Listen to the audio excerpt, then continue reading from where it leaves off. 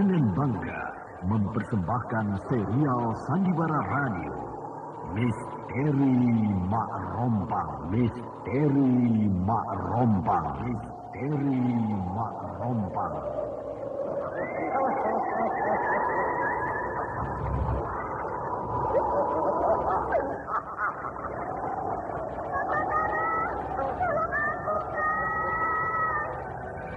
Cepat kemari Wulan. Mak Rompang. Kisah bangkitnya kembali setiap 200 tahun. Seorang anak manusia yang dapat berganti wajah dan wujud. Terkadang menjadi seorang gadis cantik teramat cantik. Terkadang menjadi seorang nenek tua renta buruk rupa yang selalu menimbulkan prahara dan malapetaka mengerikan bagi umat manusia.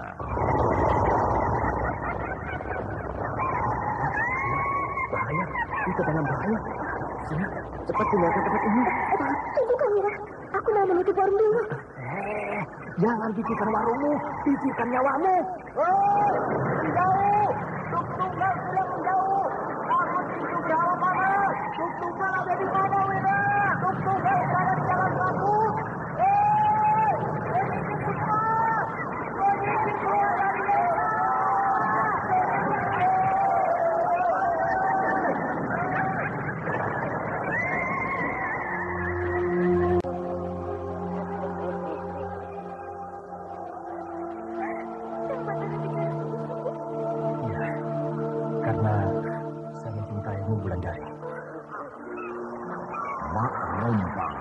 diselingi pula tawa ria penuh canda, serta kisah cinta kasih yang penuh dengan liku-liku kehidupan dari dua insan manusia.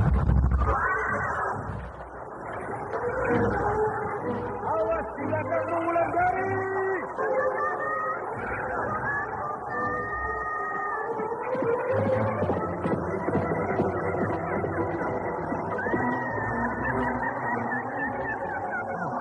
Celaka, Wulandari dibawa lari Mak Rompang. Dia. Didukung artis-artis terkenal, Ferry Fadli, Yvonne Rose, Hana Sambayo, dan sederet bintang-bintang terkenal lainnya.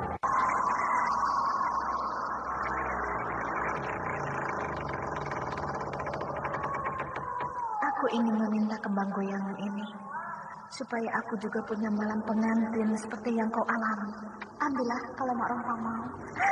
Aku ingin jadi pengantin. Aku ingin jadi pengantin seperti yang kau alami, Gandini.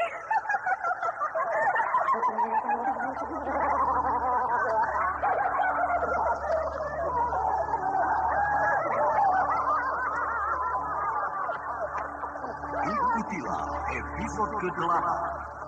Racun Kembang Goyang. Racun Kembang Goyang. Racun Kembang Goyang. Racun Kembang Goyang. Naskah buah karya Asmadi Syafar. Seri yang ke-25 ini didukung oleh Ferry Fadli sebagai Batara, Margaret sebagai Andita, Dedi sebagai Bapak Punto, Anis sebagai Ibu Punto, dan pembawa cerita Neni Sumardi. Teknik dan montase Indra Mahendra. Anda sekarang masih mendengarkan Sandiwara Radio di channel Memori 80. Pada kisah yang lalu diceritakan, Raden Wangsadirja datang ke Dusun Kumbak untuk membuktikan bayi yang dikabarkan hidup kembali itu. Raden Wangsa telah membuktikan bahwa bayi itu memang anak Gandini yang didapatnya dari hasil hubungannya dengan pembantu Raden Wangsa yang bernama Kimpur. Walau sebenarnya hubungan itu sendiri tidak diketahui oleh Gandini berkat ilmu yang dipakai Kimpur saat itu, yaitu ilmu 1000 muka. Sehingga Gandini menyangka bahwa yang tidur bersamanya malam itu adalah Raden Wangsadirja. Namun sebelum sempat melihat bayi itu, Raden Wangsa telah membunuh seorang pemuda yang bernama Jamit karena pemuda itu telah menghina Gandini dan dirinya. Sementara itu, Raden Wangsa tampaknya sudah tidak berminat lagi pada istrinya yang bernama Gandini. Apalagi setelah dia buktikan bahwa anak yang dilahirkan Gandini itu memang anak Gandini dari hubungannya dengan Kimpur. Bayangan Kimpur selalu mengganggunya. Bahkan Raden Wangsa merasa jijik pada bayi itu. Seluruh penduduk desa ini sudah tidur, sehingga aku aman melintas di desa ini tanpa diketahui oleh Gandini. Ada yang mendatangiku kemari, 2 orang yang bersenjatakan tombak. Mungkin mereka prajurit Singasari. Berhenti! Oh, aku harus hati-hati. Mungkin mereka banyak. Siapa kamu? Oh, Batara. Kau Kumingdan dan kau Bongkut. Maaf, kami tidak tahu kalau yang datang, maksud kami, yang kami hadang ini adalah kau Batara. Apa kerja kalian di sini? Kami disuruh menjaga Gandini dan anaknya di sini. Menjaga Gandini dan anaknya? Jadi Gandini sudah melahirkan? Sudah, anaknya laki-laki. Siapa nama anaknya? Namanya Raden Gajapati. Nama yang bagus. Kalian menjaga mereka karena anak Gandini bergelar Raden? Oh, bukan. Tapi karena orang-orang dusun ini tidak suka pada Gandini. Bahkan Gandini sudah membunuh tetua dusun ini. Di mana-mana, Gandini pasti membuat keributan. Siapa yang menyuruh kalian menjaga Gandini? Raden Wangsadirja? Bukan. Yang menyuruh kami, Ki Sabrang. Aneh. Ki Sabrang menyuruh menjaga Gandini dan anaknya. Sejak kapan Ki Sabrang berbaik hati seperti itu?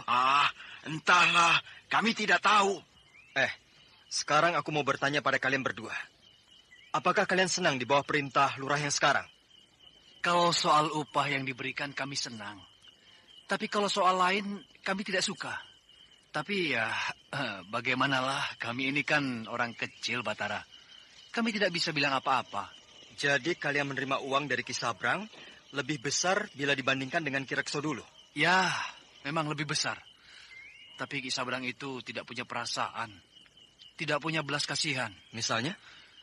Misalnya soal bertanam lada. Seluruh hasil lada di ladang kami dianggapnya adalah hasil ladanya. Yang kalian tanam adalah ladang kalian? Iya. Lalu kenapa Ki Sabrang bisa mengaku itu hasil tanamannya? Karena setiap bulan kami sudah menerima upah yang besar dari dia. Keterlaluan orang itu. Jadi upah kalian sudah dianggap sebagai pembeli lada yang kalian tanam? Iya. Kalau orang-orang yang tidak menjadi prajurit dan tidak mendapat upah dari Ki Sabrang, bagaimana? Wah, mereka akan lebih sengsara lagi. Karena hasil lada mereka dibeli dengan harga yang sangat murah. Bahkan kadang-kadang tidak dibayar. Tidak dibayar? Ya, karena lada itu akan dikirim kepada kerajaan. Orang-orang Lubuk Mentilin sudah tidak berkutik di tangan Ki Sabrang. Kalian sudah dibodohi oleh laki-laki itu. Ya, kami tidak bisa bilang apa-apa, Batara. Kalau kami berontak, maka kami akan dibawa ke kota raja untuk dihukum picis. Kami ini orang kecil, tidak bisa bicara apa-apa. Yang salah itu bukan kalian, tapi kerajaan Dharmasraya. Kenapa orang seperti itu diangkat menjadi pemimpin Lubuk Mentilin? Padahal yang berhak untuk itu bukan dia, tapi Gandini. Ya, betul, Gandini. Ki Wista bagaimana? Apakah dia membela penduduk desa? Wah, Ki Wista tidak bisa bilang apa-apa. Ki Wista penakut. Ya, Ki Wista dari dulu memang begitu. Bagaimana kalau kamu rebut kedudukan Ki Sabrang itu, Batara? Kami dan kawan-kawan yang lain akan berdiri di belakangmu. Aku tidak berminat untuk menjadi pimpinan di sana. Apalagi keturunanku tidak ada garis untuk menjadi pemimpin di desa itu. Tapi seluruh penduduk desa suka kepadamu. Mereka pasti menyetujui kalau kau menjadi pemimpin di sana. Yang memilih itu bukan penduduk desa, tapi Sri Baginda Maharaja. Ya, memang Sri Baginda yang menentukan kedudukan di sana. Sudahlah, aku akan meneruskan perjalanan. Malam-malam begini? Supaya tidak bertemu dengan orang-orang Singasari. Lihat, Pak. Punto bertambah parah sakitnya. Aku tidak tahu lagi harus kemana. Aki Solor sudah mati dibunuh perempuan jahat itu. Lalu bagaimana, Pak? Tangan Punto semakin bengkak. Lukanya berair. Air itu berwarna ungu. Apakah dia kesakitan dengan lukanya itu? Entahlah. Aku tidak tahu. Dia sulit diajak bicara. Dia selalu menyebut-nyebut nama Rusmi sambil menyodorkan telapak tangannya yang luka itu. Aku sedih melihat nasib anak kita. Ada orang, Kang? Shh, jangan bicara. Bagaimana, Pak? Bukakan jangan. Jangan. Siapa? Aku. Suara perempuan. Mungkin Rusmi. Bukakan pintu ini. Akan aku buka. Jangan. Aku tidak mau melihat wajah siluman itu. Walau dia cantik, tapi aku takut. Kalau dia perempuan di luar itu siluman, pasti dia sudah bisa masuk ke dalam rumah ini menerobos dinding. Biar aku buka. Jangan. Aku takut. Kalau ada apa-apa, tidak akan ada yang mau membantu kita. Aki Solor sudah tidak ada. Sudah. Jangan berpikir yang bukan-bukan. Ya, tunggu. Masih ingat kesanak padaku? Iya. Siapa, Pak? Dia siluman juga. Aku datang kemari hanya ingin menyampaikan bahwa aku turut bersedih karena kalian tidak punya orang yang bisa mengobati anak kalian. Karena Aki Solor sudah meninggal, kan? Iya. Kini kami kebingungan. Siapa lagi yang bisa mengobati anak kami? Sedangkan sakitnya bertambah parah. Kan dari dulu aku sudah bilang, kawan anak kalian itu adalah siluman jahat. Aki Solor tidak akan mampu menghadapinya. Bahkan Aki Solor tidak akan mampu mengobatinya. Aki Solor bukan dibunuh oleh siluman perempuan itu, tapi dibunuh oleh Gandini. Ya, sama saja. Gandini itu adalah murid siluman jahat. Hati-hatilah kalian. Jadi Gandini itu adalah murid siluman yang bernama Rusmi. Kalian tahu nama siluman perempuan itu? Tahu. Namanya Rusmi. Kalian sudah dibohongi. Nama yang sebenarnya dari perempuan siluman itu bukan Rusmi, tapi Mak Rompang. Mak Rompang? Ya, wujud siluman itu sebenarnya sangat mengerikan. Umurnya sudah hampir 300 tahun. Wajahnya sangat keriput, sedangkan seluruh kulit tubuhnya bergelambir sampai mencapai tanah. Mengerikan sekali. Tapi kenapa selama ini dia datang dalam bentuk yang sangat cantik? Karena sekarang dia sedang beralih dalam bentuk mudah. Bahkan sangat mudah. Sudahlah, aku datang kemari ingin menyampaikan ini. Bungkusan apa ini? Obat untuk anak kalian. Borehkan obat itu di lukanya. Semoga dia bisa sembuh. Terima kasih. Apakah anak kami bisa sembuh dari sakit gilanya? Bisa. Asal kalian pergi menemui perempuan tua yang bernama Nyi Sepi. Nyi Sepi? Iya. Di mana rumah perempuan tua itu? Di Telaga Sore.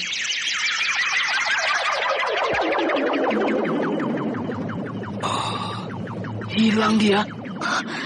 Siluman itu hilang. Apakah kau percaya? Kalau obat yang diberikan pada kita ini bisa menyembuhkan Punto? Entahlah. Tapi kita coba saja, Kang. Karena kita tidak punya pilihan lain. Enak juga berjalan di tengah malam di bawah sinar bulan seperti ini. Aku merasakan ada sesuatu yang mengikuti aku dari belakang. Tapi aku yakin yang mengikuti aku ini pasti bukan manusia. Kini dia mencoba berjalan di depanku. Tapi dia tidak mau menampakkan dirinya. Aku sudah bisa melihat sekilas baju yang dipakai makhluk halus ini. Rupanya dia hanya mau melihatkan bajunya. Mungkin dia menyuruh aku berpikir siapa dia. Aku sudah tahu siapa dia. Keluarlah, tampakkan wujudmu. Karena aku sudah tahu siapa dirimu. Belum juga dia mau menampakkan wujudnya. Padahal kini dia duduk di atas batu besar itu. Andita?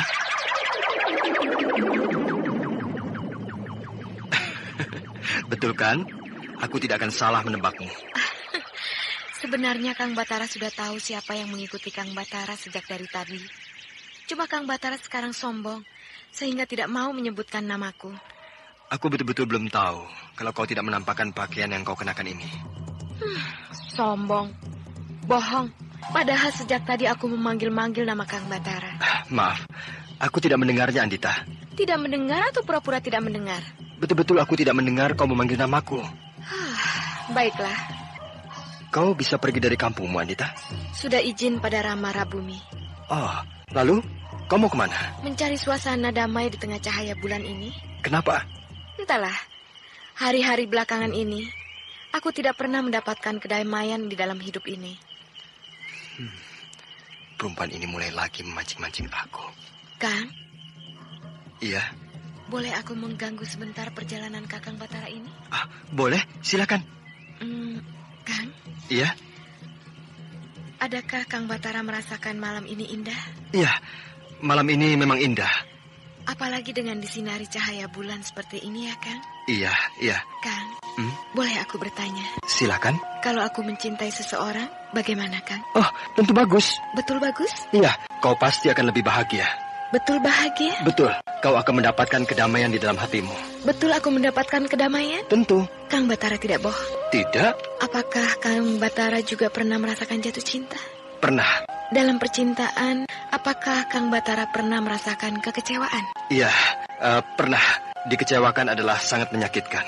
Aku tidak mau lagi merasakannya. Apakah Kang Batara juga tidak mau mengecewakan orang lain? Dikecewakan, mengecewakan, sama sakitnya Andita.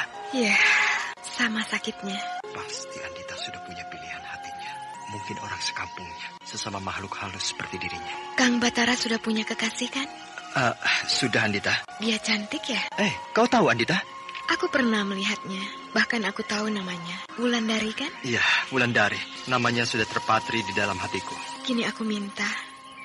Aku mohon supaya namaku juga ada dalam hati Kang Batara. Walau hanya sedikit. Berilah aku tempat. Andita, bagaimana caranya? Aku sudah punya Wulandari. Kang Batara tadi bilang kan bahwa kecewa itu sangat menyakitkan. Tolong, jangan kecewakan aku. Berilah aku tempat di dalam hati Kang Batara. Oh, Gusti. Bagaimana ini? Batara termenung lama di dekat Andita duduk. Sementara gadis itu menangis sedih sekali. Bahkan bahunya terguncang hebat ketika dia mencoba menahan tangisnya.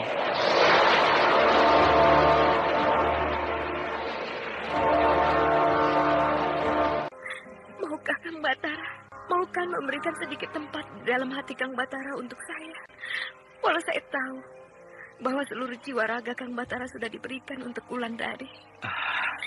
Andita, dunia kita berbeda. Hidup kita berbeda.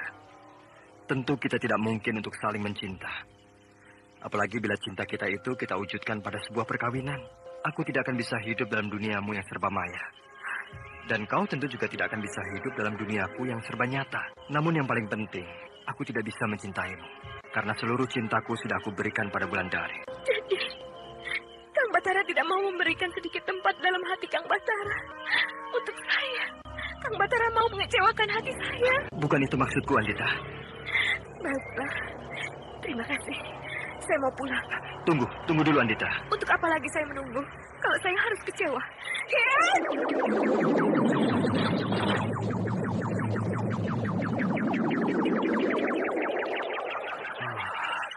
Aku jadi serba salah.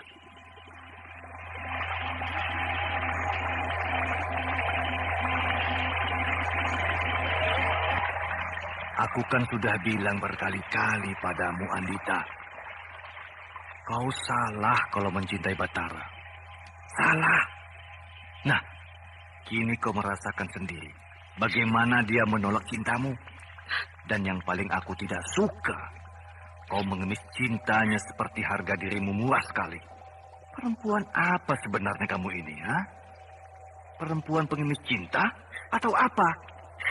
Saya tidak tahu harus berbuat apa ketika itu. Sehingga itulah yang terjadi. Kita lebih terhormat dari mereka. Kita tinggal di atas angin, sedangkan mereka tinggal berpijak pada bumi. Kita hidup beribu tahun, sedangkan mereka hanya hidup seketika. Tapi kalau sikapmu seperti itu, seolah-olah kau lebih rendah dari mereka. Seolah-olah kau sama dengan Marompang, yang hanya bisa menyusahkan dengan tingkah lakumu. Saya salah, Rama. Tolong perbaiki sikapmu itu. Tekan perasaanmu sedalam mungkin, walau rasa di dalam itu luka perih bukan main. Iya, Rama. Kang Punto. Kang Punto. Iya. Kenapa Kang Punto seperti orang bingung? Bingung? Siapa yang bingung? Malahan aku merasa gembira malam ini. Kenapa? Ya, karena luka di telapak tanganku sudah sembuh. Nih, itu masih lihat. luka. Oh iya ya. Kurang ajar. Padahal kemarin luka Kang Punto sudah mulai sembuh kan? Iya ya. Kemarin luka ini sudah sembuh. Siapa yang mengobati, Kang? Orang tuaku. Tapi dari mana obat itu mereka dapat, aku tidak tahu. Luka Kang Punto kan tidak seberapa berat. Mengapa harus diobati seperti ini? Ya, aku tidak tahu. Apa kata orang tua Kang Punto tentang luka ini? Kata mereka luka ini tidak mau sembuh karena terkena racun kembang goyang. Oh, Seenaknya saja mereka bicara. Padahal kembang goyang itu sudah kuambil. Nah, lihat. Luka Kang Punto bertambah parah. Darahnya mulai keluar lagi. Iya juga ya. Tunggulah, akan aku ambilkan obat di rumahku. Iya, pergilah. Tapi jangan lama-lama. Punto, buka pintu. Punto, buka pintu ini. Aduh, pintu ini dipasak dari dalam. Punto, buka pintu. Ini ibumu, Nak. Ada apa? Ini ibumu, Nak. Iya, ada apa? Kamu bicara dengan siapa tadi? Aku tidak bicara dengan siapa-siapa, Bu. Ibu kan dengar kamu bicara dengan seseorang tadi. Tidak. Ibu kan sudah bilang, tidak baik bicara sendiri. Kalau kamu bicara sendiri seperti tadi, maka kamu nanti bisa gila, Punto. Aku hanya bicara tentang lukaku ini, Bu. Kenapa lukamu? Ya, masih mengeluarkan darah. Mana? Nih? Lukamu ini kan sudah sembuh. Mana darahnya? Iya ya, mana darahnya? Tadi ada, Bu. Itu kan perasaanmu saja. Mari Ibu taburkan lagi obat itu. Anda sekarang masih mendengarkan Sandiwara Radio di channel Memori 80. Supaya badanmu menjadi sehat. Iya, Bu. Kang Punto. Siapa yang memanggil namaku ya? Kang Punto. Rasa-rasanya aku kenal suara perempuan yang manggil itu.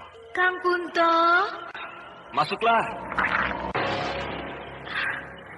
Kenapa lama sekali pintu ini tidak dibukakan? Terpaksa aku pecahkan dinding ini supaya aku bisa masuk. Siapa kamu? Aku kan Rusmi. Rusmi siapa? Rusmi, calon istri Kang Punto. Iya. Kita rasanya pernah kenal. Siapa yang telah membuat kau lupa padaku? Kamu siapa ya? Pasti ada orang yang telah mempengaruhimu sehingga kau lupa padaku. Maaf. Jangan ganggu aku. Aku betul-betul tidak kenal denganmu. Siapa yang telah mengobatimu seperti ini? Sehingga pada aku pun kau bisa lupa. Padahal aku pulang ke rumahku hanya untuk mengambil ini. Apa itu? Obat untukmu. Peganglah. Kau memang harus mati, Punto. Karena kau telah mengkhianati cintaku.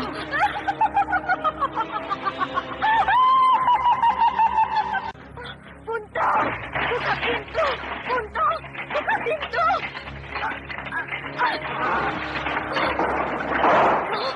Kenapa kamu? Dada aku berkumpulan darah. Punto, kenapa kau bunuh dirimu dengan belati ini? Kang! Punto bunuh diri! Mana lagi hasil panen hari ini, Kiwista? Hanya sebegini, Kisabrang. Jangan main-main.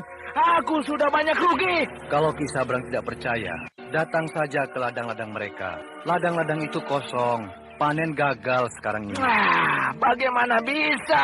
Betul, Kisabrang. Panen di sebelah selatan itu memang gagal. Apa kerja mereka sampai panen bisa gagal? Bukankah mereka tidak punya persediaan untuk membeli bibit? Sehingga mereka hanya menanam dengan sisa bibit yang ada. Kalau begitu, aku akan memberikan mereka bibit. Tapi panen berikutnya, mereka tidak akan dapat apa-apa. Mungkin mereka tidak akan mau dengan cara begitu, Kisabrang. Kalau mereka tidak mau, seret kemari. Biar aku cambuk mereka. Apakah mereka kira aku ini Kisabrang yang dulu?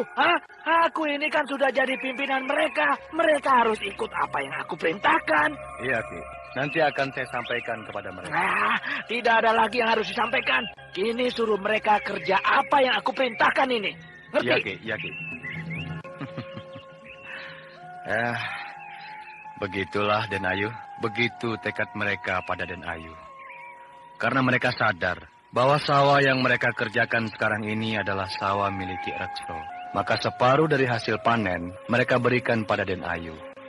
Apalagi mereka mendengar bahwa Den Ayu sekarang sudah mempunyai seorang bayi. Mereka senang sekali. Dan sebagai tanda kegembiraan, mereka mengirimkan hasil panen ini. Aduh, banyak sekali, Kiwista. Siapa yang menceritakan bahwa aku sudah punya bayi, Kiwista? 2 orang pengawal yang menjaga Den Ayu di sini. Bukankah keduanya bekas anak buah Den Ayu di dalam pasukan pengintai dulu? Dan bahkan yang mengirim hasil panen ini adalah bekas anak buah Den Ayu yang tinggal di selatan desa. Mereka ternyata prajurit-prajurit yang setia pada Ki Rekso. Memang, Masih banyak orang-orang yang setia pada Ki Rekso. Hanya mereka takut karena Ki Sabrang sangat kejam. Panggil kedua pengawal itu kemari, Ki. Iya, Den. Den Ayu memanggil kami? Iya, duduklah kalian. Terima kasih, Den. Aku sangat terharu atas kiriman panen kalian ini, sehingga aku ingin menyampaikan terima kasih pada kalian dan juga pada kawan-kawan di kampung kita. Hanya aku ingin tanya, siapa yang menyuruh kalian berbuat seperti ini? Tidak ada, Den. Hanya kehendak kami bersama saja, Den. Kalian jangan berbohong. Aku kenal kalian bukan setahun 2 tahun, sehingga aku tahu persis bahwa kalian berbohong padaku. Katakanlah, jangan diam. Yang menyuruh kami berbuat begini, Batara, Den Ayu. Kang Batara? Iya, Den Ayu. Kapan kalian bertemu dengan Kang Batara?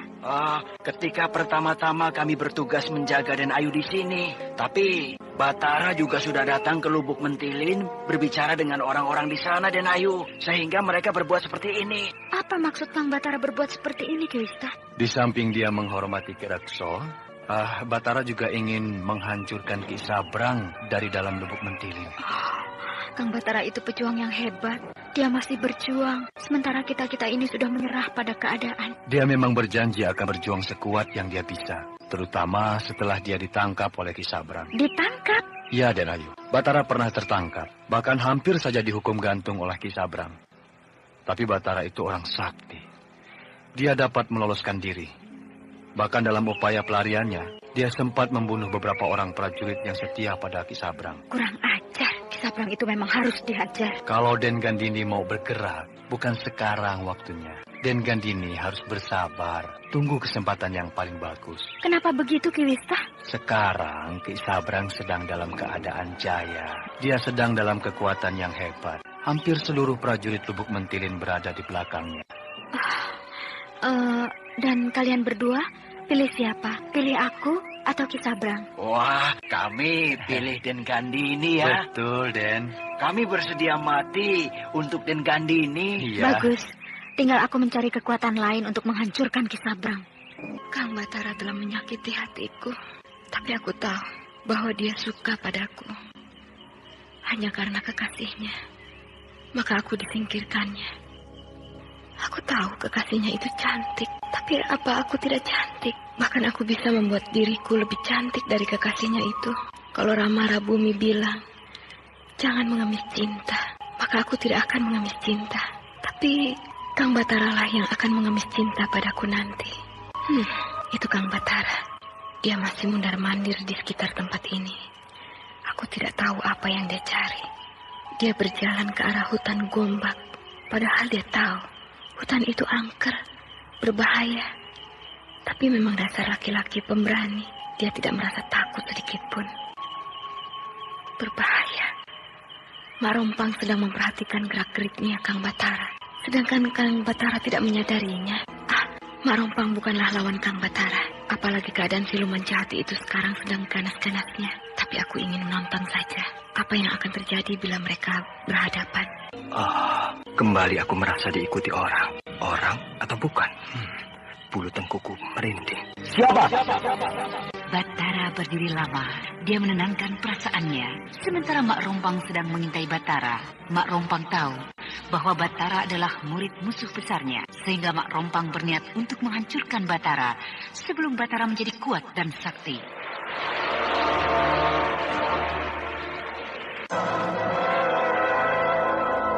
Di tepi hutan Dusun Kumbak, pada suatu malam, Batara sedang diikuti oleh Mak Rompang. Tampaknya siluman ganas ini akan mulai mengganas sebagaimana kebangkitannya tahun-tahun yang lalu. Rasanya aku sedang diperhatikan dari segala jurusan. Bahaya ini rasanya besar sekali. Kang Batara mulai sadar bahwa ada bahaya besar sedang mengancam dirinya. Nah, Mak Rompang sudah menampakkan dirinya. Siapa kau? Saya siapa? Apakah begitu caranya kamu menghadapi seorang wanita? Apakah harus membentak-bentak? Tampaknya kau tidak bermaksud baik. Justru saya bermaksud baik. Apa maksudmu? Tolong antarkan saya pulang. Saya kemalaman. Aneh. Kau biasa keluar malam. Kenapa kini harus aku antarkan pulang? Ya, beginikah perlakuanmu terhadap wanita, sayang? Wajahmu gagah, tapi hatimu tidak segagah wajahmu. Kau jangan berpura-pura di hadapanku. Katakanlah apa maksudmu? Kau menangis? Kang Batara mulai terpengaruh oleh tangisan Mak Rompang. Kang Batara mulai mendekati Mak Rompang. Padahal itu sangat berbahaya. Hei, hentikan tangismu. Kau betul-betul kemalaman. Sudah, kau tidak mau menolong saya. Jangan bertanya macam-macam lagi. Dengan kekuatan sihirnya, Mak Rompang mulai merubah penglihatan Kang Batara. Pinggir hutan ini dia rubah menjadi jalan yang sepi. Tapi jalan ini bagus. Sementara rumah Mak Rompang tampak kejauhan dengan lampu berkelap-kelip. Di mana rumahmu? Ya Allah. Bukan itu? Bukan rumah yang ada lampunya itu? Iya. Rumahmu dekat. Kenapa kau takut? Kini mereka akan berangkat menuju rumah Mak Rompang. Sebaiknya aku bangunkan Aki Patok. Harimau putih tunggangan Kang Batara ini tidur sejak tadi. Aki Patok, bangunlah. Jangan tidur pulas begitu. Cepatlah, Aki. Kau wanita, senang aku bertemu lagi denganmu. Sudahlah, nanti kita berbahasa-basi. Kini lihat, junjunganmu sedang dalam bahaya. Bawalah dia pergi. Celaka, bukankah itu musuh Ki Mujur? Iya, perempuan itu musuh Ki Mujur. Aku telah tertipu oleh perempuan itu.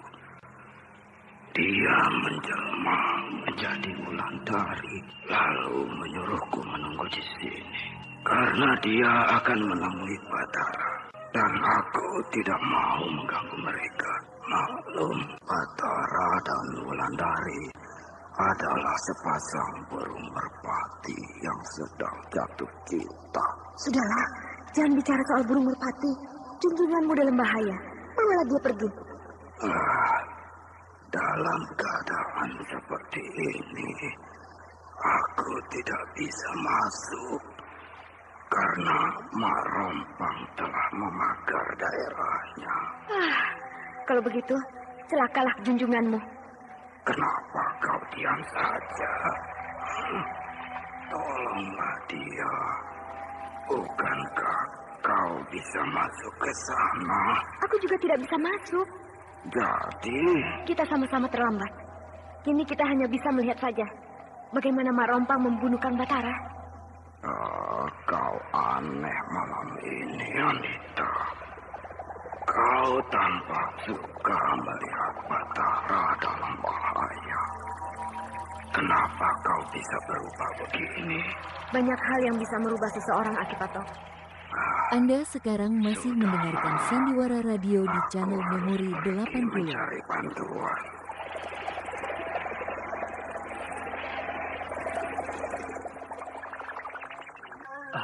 Masih jauh rumahmu? Itu. Kenapa langkahku terasa berat? Aku seperti di dalam sebuah perangkap. Mari, kita terus. Kenapa aku mau mengantarkan perempuan ini? Kenapa tidak aku? Bukankah namanya aku mengkhianati Wulandari? Sedangkan Andita saja yang aku kenal sudah mulai aku jauhi. Kenapa berhenti? Aku mau kembali. Tidak jadi mengantarkan saya pulang? Rumahmu sudah dekat kan? Kalau tidak mau, ya pulanglah. Aku memang harus pulang. Pulanglah. Pulanglah.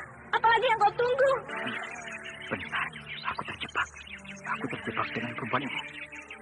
Siapa kau? Lihatlah aku baik-baik. Pasti kau kenal. Suara perempuan ini mulai berubah. Sudah kenal kau siapa aku?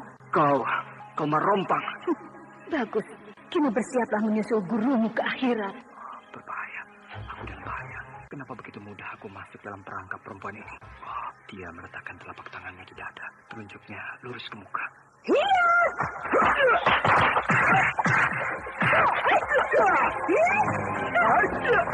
Perkelahian antara Batara dan Mak Rompang sudah dimulai. Perkelahian yang sangat mencemaskan. Karena Batara diserang terus oleh Mak Rompang. Sedangkan Batara tidak sempat membalas sedikit pun. Apalagi serangan-serangan Mak Rompang sangat ganas dan sangat hebat. Sehingga dalam waktu yang singkat, Batara sudah terjatuh beberapa kali. Namun murid Ki Mujur itu pantang menyerah. Tampaknya lebih baik mati daripada menyerah pada musuh besar gurunya itu. Ketika sebuah sinar biru menghantam dada Batara, maka pemuda gagah perkasa itu muntah darah. Bahkan ketika sinar biru mengurungnya, Batara terkulai lemas tidak bertenaga. Perlahan-lahan, Mak Rompang mendekati lawannya. Dia berdiri sambil tertawa terkekeh-kekeh. Namun dengan sisa-sisa tenaga yang ada, Batara melepaskan sebuah tendangan maut ke dada Mak Rompang. Tapi sayang, tendangan itu hanya menerpa angin. Walau persis mengenai dada Mak Rompang, karena Mak Rompang bertempur mempergunakan dua dunia. Dunia nyata dan dunia maya. Sehingga serangan Batara selalu luput. Karena Mak Rompang cepat berdiri pada dunia yang maya. Dunia yang tidak tampak oleh mata.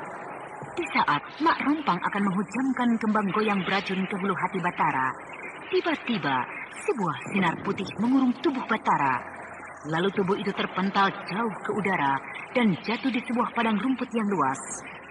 Mak Rompang terkesima. Mak Rompang mencari asal sinar putih itu datang. Maka Mak Rompang tampak sangat marah karena sinar putih itu datang dari tangan Andita yang duduk tenang di atas sebuah batu. Tanpa menunggu lama, Mak Rompang menyerang Andita. Namun gadis itu hilang entah kemana. Kini Batara sudah terkulai lemas, sementara sinar putih tetap menjaganya. Sehingga Mak Rompang tidak bisa berbuat apa-apa. Hari sudah berganti dengan pagi. Mak Rompang sudah kembali ke tempat persemayamannya di hutan Kumbak. Sedangkan Batara masih tergeletak lemah di padang rumput yang luas. Sinar matahari pagi menerpa wajahnya. Batara menggeliat bangun, namun seluruh tubuhnya terasa remuk. Dia tidak berdaya, lalu kembali terkulai di atas padang rumput itu.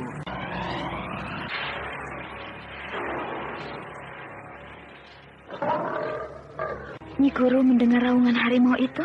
Ya, aku mendengarnya. Tidak biasa harimau mendekat kemari, apalagi meraung panjang seperti itu. Harimau putih. Itu harimau putih Kimujur. Ah, Nyi Guru kenal dengan suara raungannya? Iya, kenal. Bahkan sangat kenal. Cepatlah ke sana. Harimau itu tidak bisa masuk ke tempat kita. Kalau bukan harimau putih, bagaimana Nyi Guru? Pasti. Bawalah dia kemari. Aku sudah membuka pagar gaib Telaga Sore ini. Oh, iya. Ada bahaya apa harimau putih itu kemari? Nyi Guru, ini dia mengiringku dari belakang. Ya, harimau putih ini masih seperti dulu.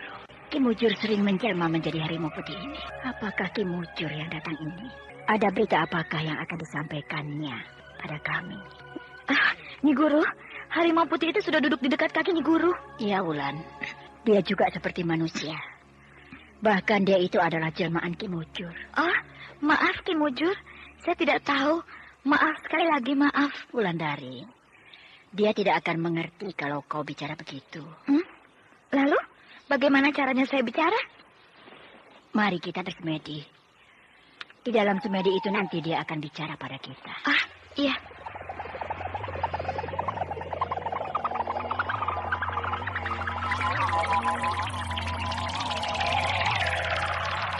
Kimujur, mengapa Kimujur datang kemari? Maaf, Nyi Sepi. Aku bukan Kimujur. Aku Ki Patok. Aku adalah tunggangan Kimujur. Oh, jadi selama ini Aki bukanlah Kimujur? Bukan. Tetapi kenapa Kimujur dulu mengaku bahwa dia bisa menjelma jadi harimau putih? Dan ketika itu, aku memang melihat dia menjelma jadi harimau putih. Maaf, Nyi Sepi. Sebenarnya yang menjelma itu adalah aku, bukan Kimujur. Jadi Kimujur telah membohongi aku. Iya, dia membohongi Nyi Sepi supaya terlihat gagah, sehingga Nyi Sepi akan bertambah cinta pada Kimujur. Tanpa begitu pun aku sudah mencintainya, Aki Patok. Aku jadi sedih bila melihat Aki Patok. Aku teringat pada Kimujur. Sudahlah, Nyi Sepi. Jangan menangis. Aku sedang membawa berita buruk. Berita buruk apa itu, Ki Patok? Batara dalam bahaya. Batara? Kang Batara? Iya. Bahaya apa, Ki Patok? Batara sedang berhadapan dengan Mak Rompang di hutan Kumbak. Celaka. Sepi dan Wulan, marilah kita ke sana. Karena aku yakin Batara bukanlah lawan yang hebat bagi Mak Rompang. Bahkan mungkin Batara akan tewas di tangan Mak Rompang. Kang Batara, aku akan segera ke sana. Aku akan hadapi Mak Rompang, lalu kita mati bersama-sama. Tenanglah gadis cantik. Menolong Batara, kita tidak bisa tergesa-gesa. Karena lawan Batara adalah seorang perempuan jahat yang sangat licik. Aku sudah tidak sabar, Aki. Marilah kita bersama. Mari kita ke sana. Kita hadapi perempuan laknat itu. Walau mungkin pada saat inilah riwayat kita semua akan berakhir. Jangan putus asa, Nyi Sepi. Semoga Yang Maha Agung tetap bersama kita. Kang Batara, aku datang. Kekasihnya sudah tidak sabar, Nyi Sepi. Kalau Nyi Sepi tidak keberatan, naiklah ke punggungku. Akan aku bawa ke sana. Tidak usah. Aku masih bisa mempergunakan ilmuku. Kang Batara! Kang Batara! Oh, kenapa Kang Batara jadi begini? Kang Batara! Bicaralah, Kang! Wulan, aku tidak apa-apa. Kang Batara, kuatkan hatimu. Aku dan Nyi Guru datang menolongmu, Kang. Wulan, bagaimana Batara? Kang Batara terluka parah, Nyi. Apakah masih bisa ditolong? Batara, kau kenal siapa aku? Iya, Nyi Guru. Mari, aku bopong kau naik ke punggung harimau ini. Akan kemana kita? Ke Telaga Sore. Di sana aman. Baiklah. Cepat, Wulan. Ambil air hangat. Iya, Nyi Guru. Aku ada di mana? Kita sudah berada di Telaga Sore. Ini, Nyi Guru. Bersihkanlah luka-luka di tangan Batara ini. Iya, Nyi. Nah, Batara, minumlah ramuan obat ini. Aku tidak sanggup. Kau harus minum ramuan ini kalau kau mau selamat. Aku tidak sanggup. Mari, aku minumkan. Iya. Nyi Guru. Nyi Guru. Dari mulut Batara keluar darah segar. Gusti yang Maha Agung, selamatkanlah nyawa murid kekasihku ini. Kang Batara. Kang Batara harus kuat. Jangan menyerah. Kami akan menolong Kang Batara.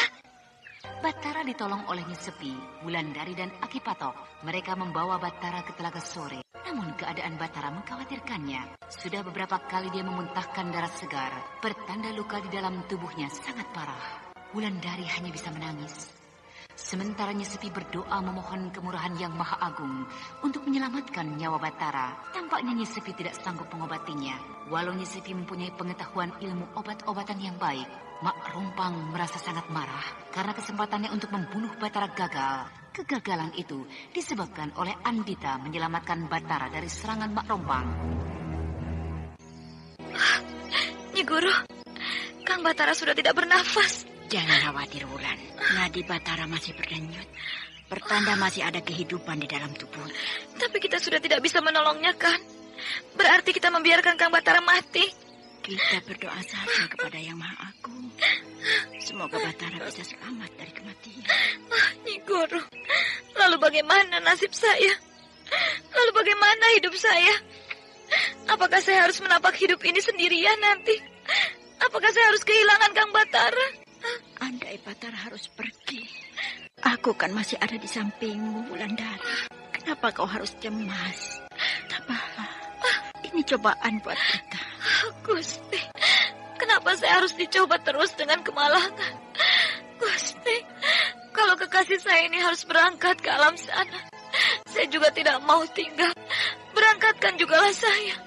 Saya rela meninggalkan dunia fana ini Karena tidak ada lagi harapan hidup yang tentram di dunia ini. Wulan, apa kau sadar bicara seperti itu? Apakah kau tidak berminat untuk membalas kekalahan ini terhadap Mak Rompang? Kenapa kau harus putus asa begitu, Wulan? Aku mau.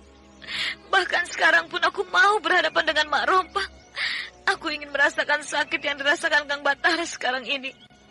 Aku mau tewas bersama Kang Batara. Percuma aku mendidikmu selama ini, Wulan. Kalau jiwamu hanya seperti itu, kau tidak punya jiwa pendekar. Kau tidak punya jiwa satria yang bersiap diri untuk membalas kekalahan. Entah besok atau lusa atau tahun-tahun mendatang. Sehingga semua musuh Mak Rompang akan bahagia di alam sana. Karena mereka mati tidak sia-sia. Ada yang membalaskan kekalahan mereka. Kapan, Nyi Guru? Kapan saya bisa membalaskan kekalahan ini? Sedangkan orang-orang yang lebih tangguh daripada saya akhirnya harus tewas di tangan Mak Rompang. Kita masih punya kitab peninggalan Ki Pandai Urat. Kita baru membuka-buka halaman depan. Bila kita sudah selesai membalik halaman belakang, bila kita sudah memahami isi kitab itu, maka aku yakin kita akan dapat menghancurkan Mak Rompang itu. Karena kitab itu diciptakan oleh Ki Pandai Urat untuk menghadapi Mak Rompang. Ya, baiklah. Saya rela. Walau hati ini hancur bukan main. Kita harus belajar dari kesedihan-kesedihan hidup. Maka kita akan jadi orang yang kuat. Orang yang tegar dalam segala cobaan. Kang Batara, jangan tinggalkan aku, Kang. Kau terlampau cengeng, Wulan. Kita tidak punya harapan lagi, Nyi Guru. Aki Patok pun sangat sedih dengan kejadian ini. Tetapi dia berusaha, bukan menangis seperti yang kau lakukan. Dia pergi mencari obat. Semoga saja Aki Patok membawa keselamatan bagi Batara. Kang Batara sudah bertambah parah. Apakah mampu Aki Patok mencari obat untuk Kang Batara? Kita tunggu. Hanya itu harapan kita.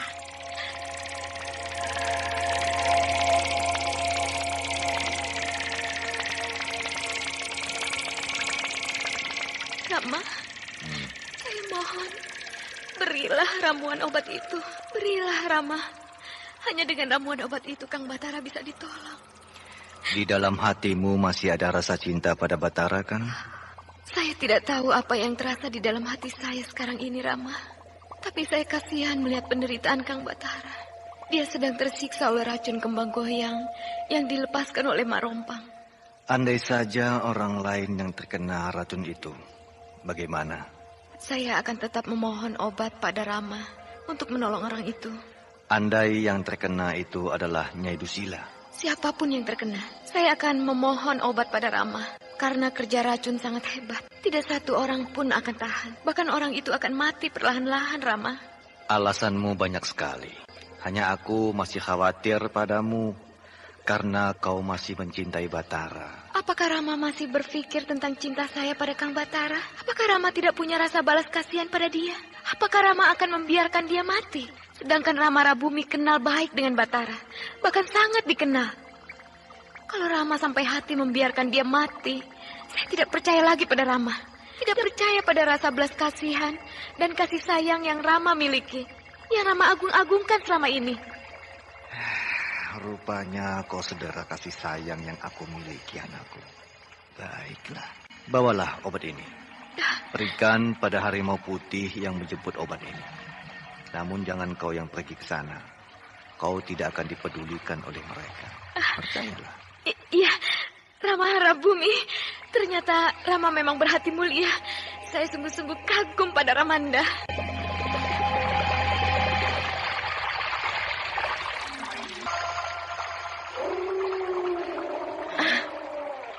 Aki Patok, jemputlah Wulan. Dia ingin masuk ke tempat kita. Semoga harimau putih itu bisa mendapatkan obat penawar racun di dalam tubuh Batara ini. Aki Patok tampak cemas. Dia duduk di dekat kakiku. Sedangkan air matanya meleleh. Rupanya dia sangat sayang pada Batara. Sama sayangnya pada Ki Mucur. Contoh sebuah pengabdian yang tulus. Nyi Guru, ini obat yang dibawa Aki Patok. Mari aku lihat. Obat penawar racun. Betul, Nyi Guru. Ya, bau obat ini adalah obat penawar racun. Dari mana Ki Patok mendapatkannya? Obat ini ada 2 macam. Lalu diapakan obat ini, Nyi Guru? Biar aku yang meramunya. Kau tidak akan mengerti yang mana yang harus diramu lebih dulu. Iya.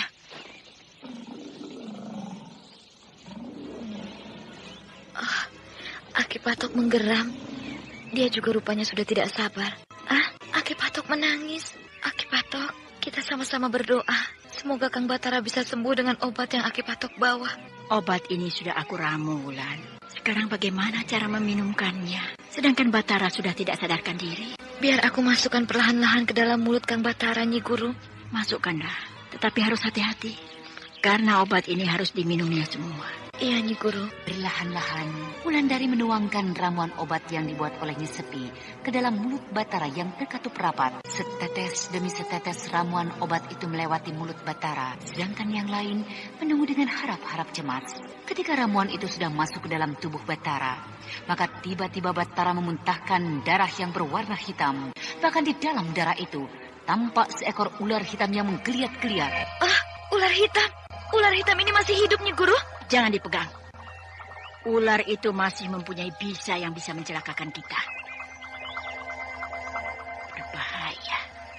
Ular itu seolah-olah sedang mencari mangsa. Bagaimana cara mengusirnya, Nyi Guru? Tunggu dulu. Kita lihat apa yang akan dilakukannya. Baru kita serang. Hilang dia. Ular apa itu, Nyi Guru? Itu ular suruhan Mak Rompang. Ular itulah yang akan membunuh Batara dari dalam. Kalau Batara sudah lemah sekali. Semoga Kang Batara bisa sembuh dari racun ini. Kang? Iya, tunggu. Berikan ramuan ini, Wulan. Jangan air biasa. Biar dia minum ramuan ini. Iya, Nyi Guru. Kang Batara, minumlah ini. Iya.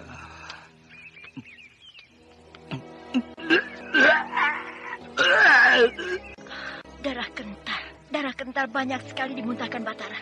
Bagaimana ini, Nyi Guru? Tenanglah, obat itu sedang bekerja. Yang Maha Agung, dikabulkan rupanya doa kami yang hina ini. Kenapa, Nyi Guru? Kang Batara sembuh? Ya, lihatlah. Darah yang dimuntahkannya sudah berwarna merah. Tidak hitam seperti tadi. Berarti racun di dalam tubuhnya sudah keluar semua. Gusti, terima kasih, Gusti. Doaku dikabulkan. Sekarang minumkan obat yang ini, Wulan. Obat apa ini, Nyi Guru? Obat ini untuk pembersih luka dalam yang diderita Batara. Iya, Kang, minumlah ini. Bagaimana, Kang? Sudah enak rasa badannya? Dadaku sudah terasa lega. Aku sudah bisa bernafas panjang lagi. Istirahatlah. Iya, istirahatlah Batara. Jangan banyak bicara. Iya. Maaf, Nyi Guru. Saya harus pergi. Pergi? Pergi kemana? Saya harus pergi ke Gunung Raya. Untuk apa? Saya sedang sakit. Saya harus berbaring di sana. Saya tidak mau menyusahkan Nyi Guru dan Wulandari. Kau tidak boleh banyak bergerak. Kau tidak boleh pergi, Batara. Kau harus istirahat di sini sampai lukamu sembuh. Saya bisa menunggang Aki Patok ke Gunung Raya. Aku tidak mengizinkan kau pergi sebelum luka dalammu itu sembuh.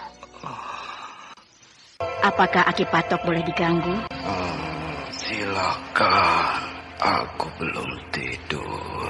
Aku gembira melihat Batara berangsur sembuh. Batara memang sedang berangsur sembuh, Ki. Kini aku mau bertanya pada Aki. Di mana Aki mendapatkan obat penawar racun itu? Aku mendapatkan dari seorang sahabat Batara. Bahkan sahabat Batara itu pula yang memperingatkan aku ketika Batara sedang bertarung dengan Mak Rompang. Memperingatkan bagaimana, Ki?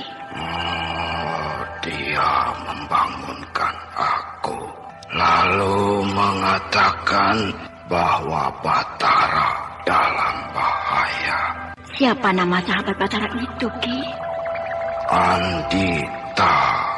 Andita. Lagi-lagi gadis itu yang menolong Batara. Siapa gadis itu? Tentu ilmunya tinggi sekali. Ini sepi. Kenapa terkejut? Wulandari pernah cemburu mendengar nama ini. Jadi aku harap Aki Patok jangan bicara apa-apa pada Wulandari. Nanti batinnya terpukul lagi. Kalau itu permintaan Sepi. Lihat, Ting. Aku diberi ini oleh gadis tadi. Apa ini kamu? Ini namanya kembang goyang. Kembang goyang untuk konde pengantin? Iya. Wah, hebat kamu, Mut. Bisa mendekati gadis itu. Oh, tentu. Siapa dulu si kamu? Sekali didekati, langsung memberi hadiah. Wah. Dia ambil dari konde ya, Mut? Iya. Begini nih, Ting. Lihat nih, waktu aku mendekatinya, ingin menanyakan tempat tinggalnya. Dianya tersenyum. Lalu dia mencabut tusuk kondenya. Nah, dia berikan kepadaku. Lah, ini dia. Bagus ya? Iya, bagus. Gadis itu cantik ya? Wah, aku belum pernah bertemu dengan gadis cantik dia. Wah, kau tahu rumahnya? Tahu? Kapan kita ke sana? Untuk yang pertama, aku harus sendirian. Tidak boleh bawa orang lain. Nanti mengganggu pertemuan kami. Wah, dia bilang begitu? Ya, itu dugaanku saja. Kalau begitu, aku harus ikut. Karena aku yang menunjukkan gadis itu kepadamu. Ya. Tapi kan dia suka kepadaku, bukan kepadamu. Nah, ini buktinya. Kembang goyang ini dia berikan kepadaku sebagai tanda perkenalan pertama. Nah, begitu katanya. Kenapa, Mut? Tanganku tertusuk kembang goyang ini. Itulah kau terlampau bersemangat bercerita. Lalu tanpa sadar kau tertusuk. Hah? Aduh, sakitnya bertambah terasa. Kalau begitu, mari aku pijit biar darahnya keluar. Kenapa harus dipijit? Kenapa darahnya harus dikeluarkan? Kalau ada racun, maka racun itu keluar bersama darahmu. Iya, ayolah. Aduh. Loh, kenapa darah ini berwarna ungu, Kamut? Iya ya, darahku ini berwarna ungu. Kamut masih menahan sakit yang tidak terkira. Sementara telapak tangannya sudah membengkak. Aping terus mencoba menolong kawannya. Namun tanpa diketahui Kamut, Aping mengambil kembang goyang yang berada di tangan Kamut.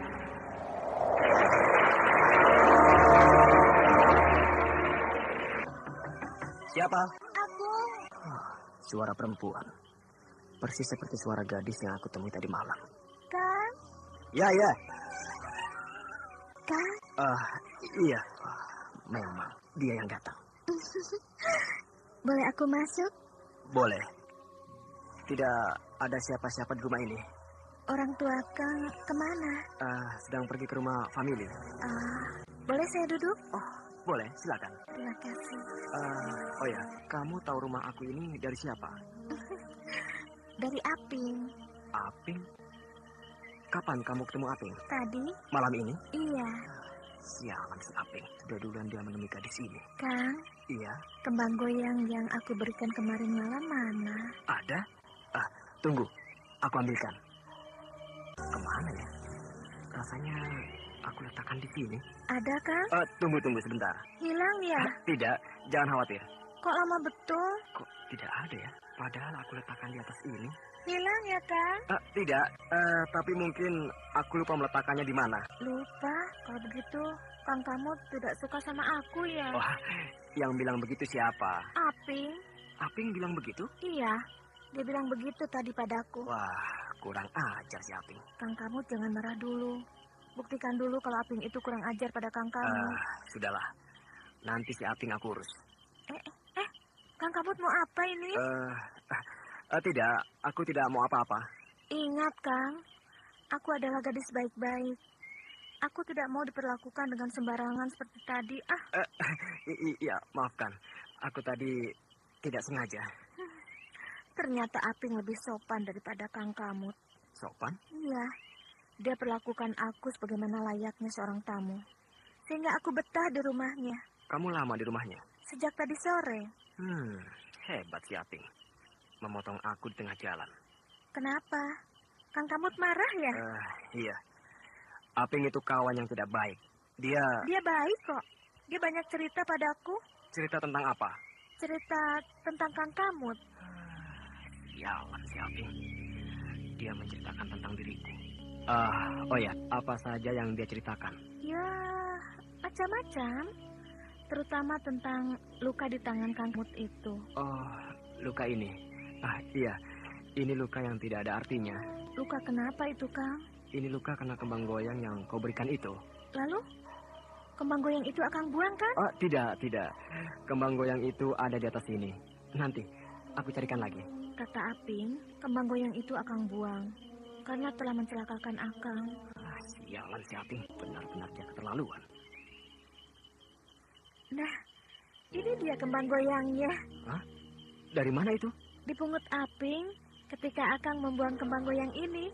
Rasanya aku tidak pernah membuang kembang goyang itu. Ya, tidak apa-apa, Kang. Berarti Akang sudah membohongi aku. Sungguh, aku tidak bohong. Kembang goyang itu tidak pernah aku buang. Sudahlah, Kang. Apa artinya sebuah kembang goyang bagi Akang? Bagiku kembang goyang itu sangat berarti. Apalagi dari gadis cantikmu ini. Oh ya, siapa namamu? Aku belum pernah tahu. Namaku Rusmi. Anda sekarang masih mendengarkan Sandiwara Radio di channel Memori 80. Rusmi. Betul, Akang pernah dengar namaku? Iya. Kalau tidak salah, kau adalah kekasih Punto, kan? Iya, kan? Sayang, Kang Punto telah meninggal. Dia mati dibunuh orang atau bunuh diri? Mati dibunuh orang. Siapa yang membunuhnya? Aku belum pernah tahu. Aku. Kau jangan main-main. Betul, aku yang membunuhnya. Muka gadis ini bertambah buruk. Aku ngeri melihatnya. Aku juga yang membunuh Jatuh. Aku bunuh mereka dengan kembang goyang ini. Wajah gadis ini bertambah mengerikan. Iya, pasti dialah siluman hutan kumbang. Dialah yang bernama Rusmi itu. Kau tidak bisa kemana-mana. Karena semua pintu di sini telah tertutup dan terkunci. Akan aku serang dia sebelum dia menyerang. Mati kau Kamut. Mati kau laki-laki mata keranjang. Aku memang akan menghabiskan pemuda dusun Gumpak ini dengan kembang goyang.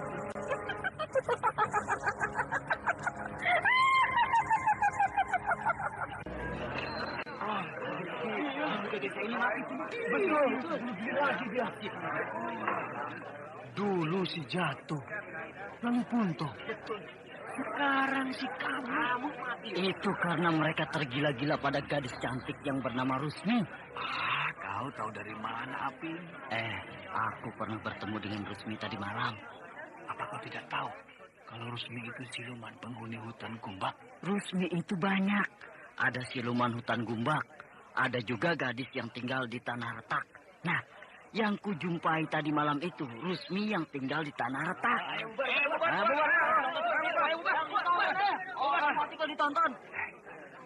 Lihat, mayat kamu itu mengerikan. Lukanya masih mengeluarkan darah berwarna ungu. Luka itu sudah lama. Kemarin juga berdarah. Sekarang aku bebas. Aku yang akan menemui Rusmi di sini, bukan kamu. Kau sudah mampus, Kamut. Selamat tinggal buatmu. Kau ternyata serakah. Orang serakah cepat mati. Siapa yang kau tunggu? Rusmi ya? Ada lagi gadis cantik yang menemuiku malam ini. Pulanglah kamu. Sebelum kamu mati di tangan siluman jahat itu. Siapa kau, Bagaimana kalau kau saja yang aku tunggu? Rupanya kamu sudah pengaruh oleh kecantikan Rusmi ya. Kamu rupanya belum tahu kalau Rusmi itu adalah membawa maut. Bahkan kembang goyangnya itu mengandung racun. Sudahlah. Kalau begitu dengan kamu saja aku malam ini. Bagaimana? Siapa namamu? Kalau kau perlu namaku, akan aku beritahu. Tapi aku anjurkan tidak ada gunanya kau menunggu Rusmi malam ini di sini. Namamu itu siapa, Namaku Andita. Oh, namamu secantik dirimu. Bahkan kau lebih cantik dari Rusmi. Sayang kau keras kepala. Nah, nikmatilah malam ini olehmu. Tunggu dulu. Tunggu dulu. Kang Aping. Kang Aping. Wah. Janjimu tepat sekali, Rusmi. Kang Aping bicara dengan siapa tadi? Kau melihat gadis tadi rupanya? Kang Aping bicara dengan siapa tadi? Wah, Cemburu ya? Jawablah pertanyaan saya. Dengan gadis yang bernama Andita. Kenapa? Tidak boleh? Lagi-lagi dia. Apa maunya perempuan itu? Hei, kau kenal dengan dia? Dia kan musuh saya. Wah, aku tidak tahu itu. Tapi ya, sudahlah. Jangan dipikirkan dia. Suatu saat saya harus berhadapan dengan dia. Sudahlah, jangan hiraukan dia. Dia itu tidak bermaksud merebutku dari tanganmu. Aku tahu. Kemana kita? Sialan. Kau masih penasaran dengan dia tadi? Iya, Hah? tidak. Sudah hilang kesalku. Nah, sekarang kita kemana? Rumahku saja, sini tidak aman. Mau kan? Wah, mau. Kenapa tidak? Ayo masuk. Kenapa berdiri saja? Wah, ini rumahmu? Iya, kenapa? Waduh. Orang tuamu pasti orang kaya. Rumahmu, wah, begitu besar sekali. Orang tuaku sudah meninggal. Oh, jadi kau tinggal dengan siapa? Sendirian. Sendiri? Tinggal di rumah besar ini sendiri? Iya, itu sebabnya aku mencari kawan untuk menemaniku di sini. Aku juga mau menemani dia. Bahkan, aku mau jadi suaminya. Kang Aping sudah punya kawan? Maksudmu? Ya, kawan untuk pendamping hidup. Oh, belum. Belum? Iya, belum. Kang Aping mengerti kan maksudku? Apa ya? Maksudku, apakah Kang Aping sudah punya istri? Oh, belum. Belum ya? Iya, belum. Bahkan punya pacar pun belum. Belum juga. Sayang? Kenapa sayang? Ya, segagah ini kok belum punya pacar? Siapa yang mau dengan aku, Rusmi? Kalau ada jodoh, pasti Kang Aping mau kan? Rusmi, jodoh jauh dari aku. Kalau ada jodoh, dari dulu juga aku sudah berumah tangga. Kalau ada yang mau sama Kang Aping, bagaimana? Siapa yang mau sama aku? Ya, mau kan? Kalau ada orang yang senang sama Kang Aping? Kalau orang itu secantik kamu, ya aku mau. Betul? Betul, berani sumpah. Baiklah, Kang Aping. Kang Aping sudah tahu kan kalau aku tinggal di sini sendirian? Iya, tadi kamu kan yang bilang. Apakah Kang Aping tidak keberatan kalau aku minta kau menemaniku di sini? Oh, kenapa keberatan? Hah? Tinggal di sini selama-lamanya. Aku juga mau. Betul? Betul. Baiklah, kalau begitu kamar Kang Aping di sana. Kamarku di sini. Apa itu? Kurang ajar. Datang lagi dia. Siapa yang datang? Tidak ada orang yang datang. Kang Aping tidur saja dulu. Aku akan memeriksa sekeliling rumah ini. Biar sama-sama kita memeriksa. Tidak usah. Tidak apa-apa. Tidak usah, Kang. Kang Aping tidak tahu seluk-beluk rumah ini. Aping masih berdiri diam, sedangkan Mak Rompang sudah hilang di kegelapan malam. Perlahan-lahan, Aping masuk ke dalam kamarnya. Dia tidur di atas kasur yang tebal dan empuk. Dia tidur di dalam selimut yang hangat. Dia tidur di dalam kamar yang besar dan indah.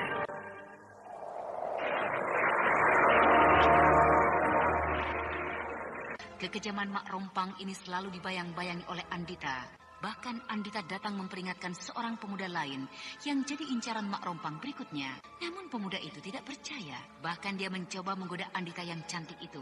Mak Rompang tampaknya ingin melampiaskan kemarahannya pada setiap pemuda di dusun Kumbak. Jangan melangkah lagi lebih jauh kamu. Rupanya kau melihatku juga, Mak Rompang. Siapa yang tidak bisa melihat gadis sepertimu? Berpakaian warna-warni seperti orang yang sedang kasmaran. Aku yang sedang kasmaran. Atau kau yang sedang jatuh cinta? Aku bukan jatuh cinta.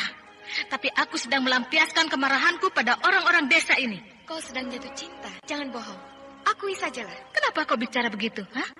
Apa maksudmu? Karena aku tahu sejarah hidupmu. Hidup yang penasaran. Sampai sekarang pun tetap penasaran. Sehingga setiap pemuda kau gaet untuk kau jadikan kekasihmu. Lalu kau bunuh mereka tanpa rasa kasihan sedikit pun. Diam kamu! Jadi aku tahukan riwayat hidupmu? Apa kau kira aku juga tidak tahu? Kalau kau sedang jatuh cinta, bahkan kau mengemis cinta pada Batara. Padahal laki-laki itu tidak suka padamu sedikit pun. Karena kau bukanlah idamannya. Bahkan kau bukan dari dunianya. Tapi sayang, kau kepala batu. Kau paksakan kehendakmu sehingga kau sampai kurus begitu. Kalau aku jatuh cinta, masih lebih terhormat darimu. Karena aku belum pernah punya suami. Tapi kau sudah janda. Bahkan kau sudah tua renta. Hanya karena kau pandai memoles dirimu. Maka kau sekarang tampak cantik luar biasa. Sudah. Aku tidak bicara lama-lama. Sekarang apa mau masuk ke halaman rumahku? Tidak banyak mau. Kau lepaskanlah pemuda yang bernama Aping itu. Karena aku rasa sudah cukup korban yang kau buat di dusun ini.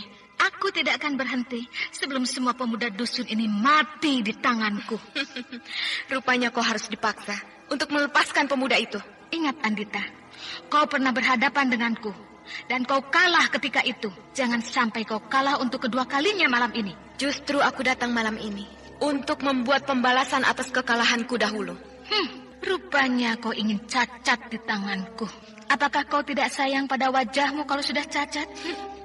Secacat-cacatnya aku. Masih halus budiku daripadamu. Masih tinggi kedudukanku daripadamu. Aku berasal dari atas angin. Sedangkan kau berasal dari dasar bumi. Andita, mari. Aku ingin coba sekali lagi bagaimana hebatnya ilmu orang-orang atas angin. Aku sudah siap sejak tadi, perempuan murahan.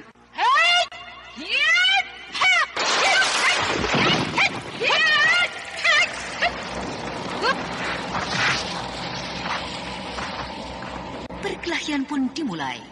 Mak Rompang dengan ganas menyerang Andita, sementara gadis cantik itu meladeninya dengan senyum tersungging di bibir.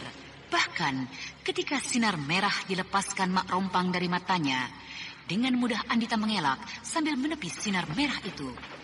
Lalu ketika Mak Rompang memburu Andita, maka dalam sekali tunjuk, sinar putih membelit tubuh Mak Rompang. Mak Rompang terhempas ke tanah, sedangkan Andita melesat ke atas. Andita membetot sinar putih yang membelit Mak Rompang. Sementara Mak Rompang bergulingan di tanah untuk bisa lepas dari cengkraman sinar putih yang mulai berasap itu. Sekali sentak, Anda sekarang masih mendengarkan Sandiwara Radio di channel Memori 80. Cepat-cepat Andita bersemedi sambil berdiri. Dia mengheningkan cipta menyatukan rasa. Tapi Mak Rompang tidak mau diam. Dia tahu apa yang akan terjadi kalau dia berdiam diri. Dengan cepat Mak Rompang pun bersemedi.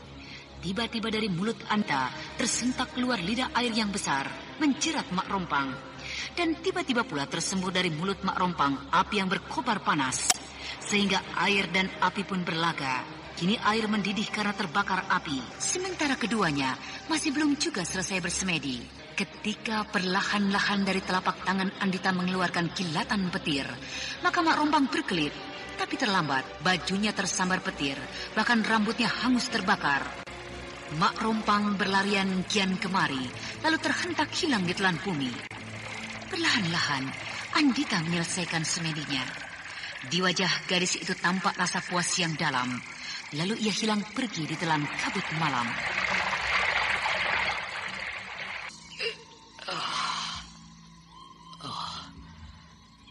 Di mana kau? Kenapa aku tidur di atas batu ini? Tadi malam aku rasanya tidur di dalam kamar yang besar dan indah. Aku ternyata berada di tengah hutan. Ternyata tadi malam aku menjadi pengikut siluman penghuni hutan Kumbak ini. Tapi aku tidak tahu. Aku tersandung. Hei, batu apa ini? Sebuah kuburan. Kuburan ini pasti kuburan tua. Batu nisannya saja sudah berlumut dan sudah rusak. Sehingga tidak terbaca lagi tulisan yang terdapat di atas batu nisan ini. Aduh. Betul kata gadis yang bernama Andita tadi malam. Dan aku akan dibawa oleh Rusmi ke dalam hutan Kumbak. Dan kini aku berada di tengah hutan ini. Betul kan kataku? Dia datang lagi. Perempuan bernama Andita ini datang lagi. Kamu tidak usah takut. Aku tidak akan menyuruhmu tidur di kamar yang indah seperti tadi malam. Aku datang hanya menyuruhmu pulang ke rumahmu. Tapi aku tidak tahu jalan pulang. Itu jalan pulang.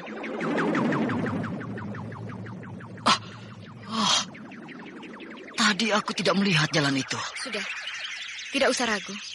Kalau kau mau keluar dari dalam hutan ini dan selamat sampai di rumah. Baiklah, aku akan pulang melalui jalan ini.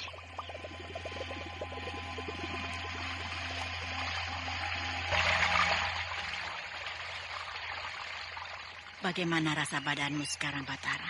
Ya, Sudah lebih baik dari hari-hari yang lalu, Nyi Guru. Syukurlah. Apa kau sudah mempelajari apa yang aku suruh bersama Wulandari? Baru halaman mukanya saja, Nyi Guru. Ternyata kitab itu memang susah untuk dipelajari. Tetapi tidak apa-apa. Kita harus perlahan-lahan mempelajarinya. Nyi Guru? Kau Wulan, apakah kau sudah membuat obat untuk Batara? Sudah, Nyi Guru. Duduklah di sini. Iya, Nyi Guru. Kau sudah membaca halaman pertama dari kitab ini, kan? Sudah, Nyi Guru.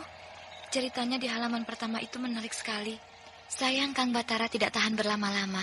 Sehingga bagi Kang Batara, cerita di halaman pertama itu tidak menarik. Kau harus sadar, Bulan. Batara belum sembuh dari sakitnya. Dia sudah bisa duduk begini saja, kita harus gembira. Iya, Nyi Guru. Tapi kemarin saya yang membacakan kitab itu. Kang Batara hanya tinggal mendengarkan saja. Sudah, jangan kau paksa Batara untuk cepat-cepat sembuh. Dia harus banyak istirahat. Iya, Nyi Guru.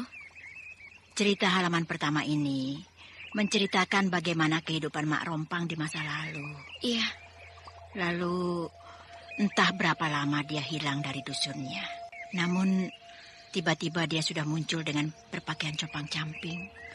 Sehingga orang-orang dusunnya menganggap Mak Rompang itu sudah gila. Iya. Dan anehnya, sejak saat itu dia tidak pernah mengaku bernama Rompang. Dia sering berganti-ganti nama. Kadang-kadang namanya Ria, atau Rima, atau Rumi, atau Rusmi. Tunggu. Rusmi? Ada apa, Batara? Siluman perempuan yang mengganas di dusun Kumbak itu bernama Rusmi. Betul kan? Iya. Bahkan yang aku hadapi dulu itu juga mengaku bernama Rusmi. Mak Rompang. Dusun itu sedang dalam keganasan Mak Rompang. Tapi tidak porak-poranda seperti dusun-dusun di zaman dulu. Tidak seperti desa Sendang Karang yang habis sama sekali. Itu karena Mak Rompang sedang jatuh cinta. Dia bangkit kali ini penuh dengan rasa cinta, rasa kasmaran. Aku yakin kalau hutan Gumbak itu salah satu tempat Mak Rompang bersemayam. Persemayaman Mak Rompang memang banyak. Dia suka di hutan-hutan atau di air terjun. Bahkan di laut pun dia suka. Kalau aku tidak sakit begini, aku mau pergi ke hutan Gumbak itu untuk memeriksa sebuah kuburan. Kuburan? Iya, Nyi Guru. Di sana ada sebuah kuburan tua. Di dekat pohon kedoya hutan? Nyi Guru tahu? Di dalam buku ini disebutkan di mana kuburan Mak Rompang. Hanya dusunnya saja tidak disebutkan. Kakek guru masih membuat teka-teki dalam kitabnya ini. Bukan teka-teki, Wulan. Tapi kakek gurumu memang tidak tahu di mana Mak Rompang itu dikuburkan. Oh, begitu? Ya. Di dalam kitab ini disebutkan bahwa bila kita pergi ke kuburan Mak Rompang, kita harus membawa kapak perunggu yang kau pegang itu. Oh, ternyata kampak ini gunanya bukan saja untuk membelah batu di puncak Gunung Sumbing, tapi untuk pergi mencari kuburan Mak Rompang pun harus dibawa. Dan kakek gurumu menjamin bahwa kita akan aman bila kampak ini kita bawa. Saya mau pergi ke sana, Nyi Guru. Untuk apa, Wulan? Untuk membuktikan bahwa kuburan Mak Rompang itu memang di sana. Aku juga mau ke sana. Cuma sayang, aku sedang sakit seperti ini. Kalau Kang Batara mau, Kang Batara bisa naik punggung Aki Patok. Terserah Nyi Guru. Kalau Nyi Guru mengizinkan. Rasanya tidak ada salahnya kita ke sana. Apalagi kita membawa kapak perunggu itu. Jadi, Nyi Guru mengizinkan Kang Batara ke sana? Iya, kita semua akan ke sana sekarang. Lihat, Aki Patok sudah meraung. Rupanya harimau putih itu juga sudah tidak sabar untuk berangkat ke sana.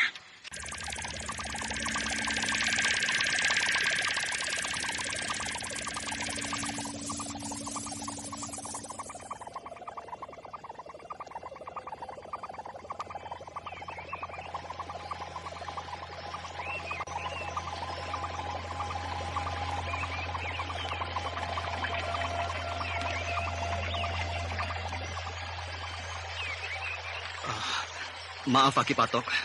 Kita terus menyeberangi sungai itu. Mungkin dulu hutan Gumbak ini sebuah perkampungan yang besar.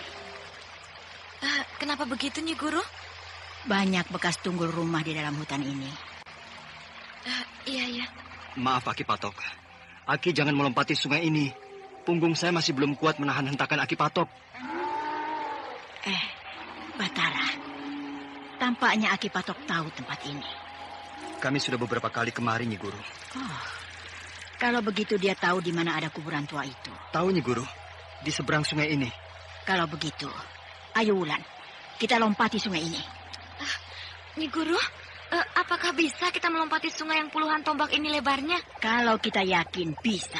Kenapa kita lompati, Nyi Guru? Bukankah kita seberangi saja juga akan sampai? Sungai ini tidak dalam. Daerah ini adalah daerah Mak Rompang. Kalau terjadi perkelahian dengan Mak Rompang, maka kita harus melompati sungai ini untuk menghindar dari serangannya. Nah, apa salahnya sekarang kita berlatih? Baiklah, Nyi Guru.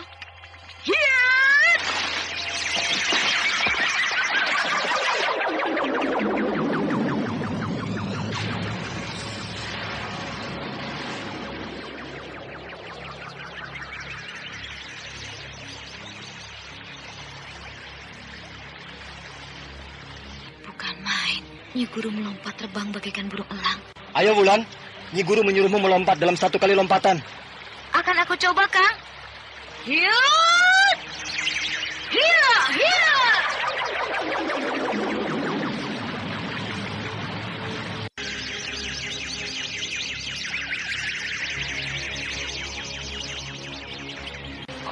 Bukan main. Walau Wulandari tidak sejauh Nyi Guru lompatannya, tapi dia bisa menjejakkan kaki di batu di tengah sungai itu, lalu melompat lagi ke seberang sana. Bagaimana Aki Patok? Aku harap Aki Patok jangan melompat jauh. Berjalan sajalah perlahan-lahan. Walau aku tahu Aki Patok pasti mampu melompat seperti Nyi Guru. Batara dan Aki Patok menuju sungai. Batara naik di punggung Aki Patok. Sementara Aki Patok berjalan perlahan-lahan ke dalam air sungai. Namun sepasang mata sedang memperhatikan gerak-gerik mereka.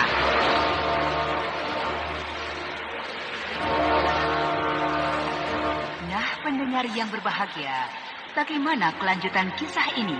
Untuk mengetahuinya, ikuti lanjutan kisah ini esok hari pada waktu dan gelombang yang sama.